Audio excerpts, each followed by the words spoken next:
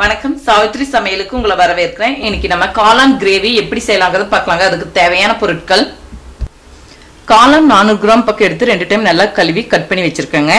அதே மாதிரி 400 கிராம் பக்கம் எடுத்துக்கறனால 1 டேபிள் ஸ்பூன் மிளகாய் தூள், 1 டேபிள் ஸ்பூன் மல்லித்தூள், 1/2 டேபிள் ஸ்பூன் கரம் மசாலா தூள், 1/2 டீஸ்பூன் மஞ்சள் தூள் எடுத்துருக்கேங்க. இது வந்து 400 கிராம் எடுத்திருக்கேன். நீங்க 200 கிராம் காளான் எடுத்து அதுக்கு தகுந்த அளவு பாதியா குறைச்சிக்கலாம்.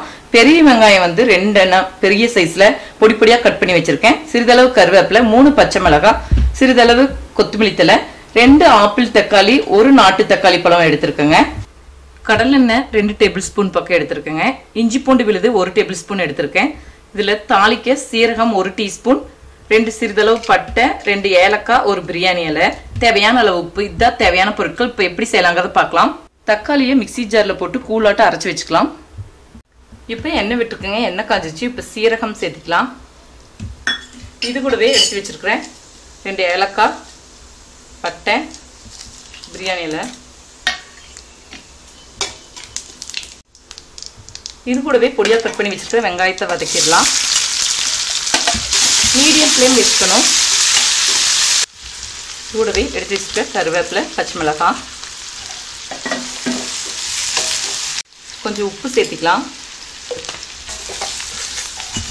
இது கூடவே இஞ்சி பூண்டு விழுது சேர்த்திக்கலாம். நல்லா பச்சை வாடை போகிற அளவுக்கு வதக்கிடலாம். இது கூட எடுத்து வச்சிருக்கிற மசாலா பொடியெல்லாம் சேர்த்து வதக்கிடலாம். நல்லா ஒரு நிமிஷம் பக்கம் பச்சை வாடை போகிற அளவுக்கு வதக்கிடலாம். இது கூட அரைச்சி வச்சிருக்க தக்காளி கலவையை சேர்த்துக்கலாம். தக்காளியோட பச்சை வாடை போகிற அளவுக்கு நல்லா எண்ணெய் பிரிஞ்சு வர அளவுக்கு வதக்கிடலாம்.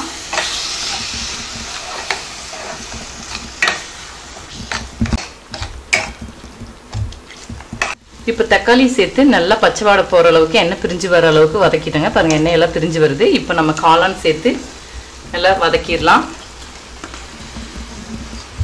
எல்லாம் ஒன்றா சேர்த்து நல்லா கலந்த பிறகு ஒரு 2 நிமிஷம் பக்கம் மூடி போட்டு வச்சிடலாம்.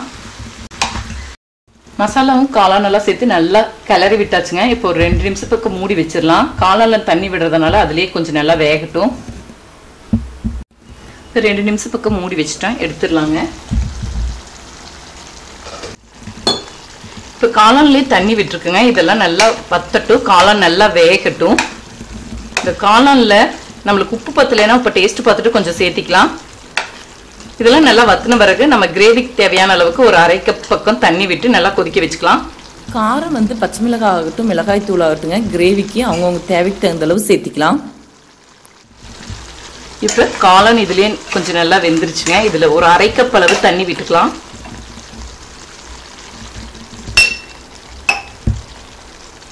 இப்போ தண்ணி விட்டு நல்லா கொதிக்க வச்சாச்சுங்க. இப்போ கிரேவி ரெடி ஆயிடுச்சு. இதில் மல்லித்தலையை சேர்த்து இறக்கி வச்சிடலாம். நல்லா கலந்து விட்டுக்கலாம். இப்போ மல்லித்தலை சேர்த்து நல்லா கலந்து விட்டாச்சு. இப்போ ஸ்டவ் ஆஃப் செய்திடலாம்.